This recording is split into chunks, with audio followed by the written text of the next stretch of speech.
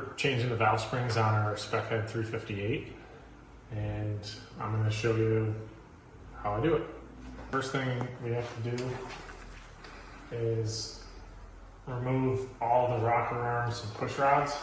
And first time I did it, it was a mess trying to keep them all organized. The push rods are rolling around. So I got this tray for 40 bucks and it holds all the push rods in order, and it was much faster, and I was much more confident that when I put it back together, everything's gonna be the exact same spot it was. Not exactly perfect for the double shaft rockers, but they do kind of fit in the slots. It works. So all those are out, all the spark plugs are out, and you got to put air to the cylinder. So I took a old compression tester and put a regulator on the other end, and I'm hooking it up to an air dryer because I don't want the moisture out of the air compressor going in the engine. Put air to the cylinder that I'm working on.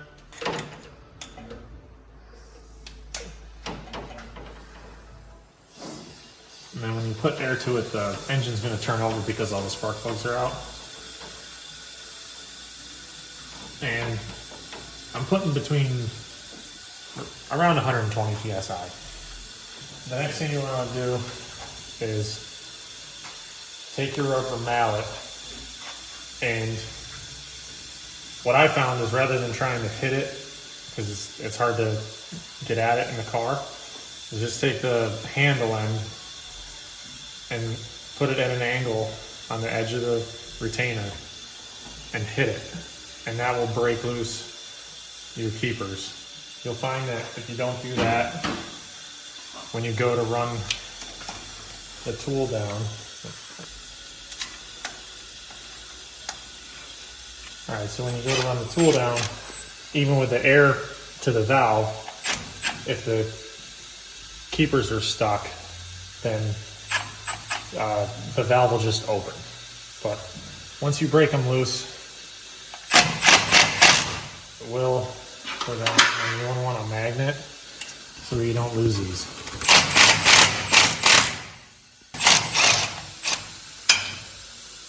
Okay, then you can take your valve spring off, and the air is holding the valve up so you can do your work.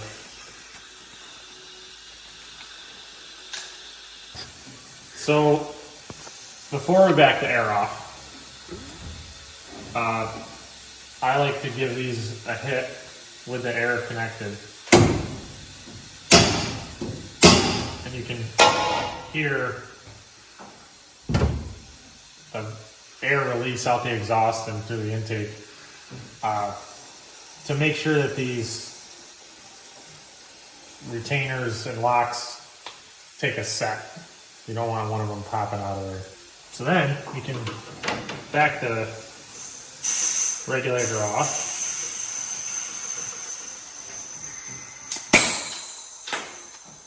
And unhook it and go to the next cylinder. Now once you have all your springs changed, be good to put your push rods in, put your rockers on. You obviously got to do that in order,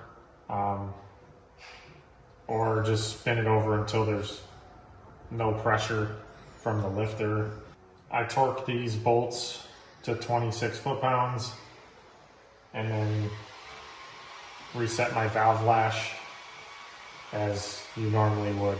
So the main thing to me is, all this is pretty simple other than if these keepers get stuck. You kind of wondering what the heck's going on. So you can't be afraid to use a rubber mallet to break them loose. And that's the main thing that I learned. So hope you guys enjoyed this video. Let us know what you think below. If you want me to do more engine stuff, I can attempt to. Thanks for watching.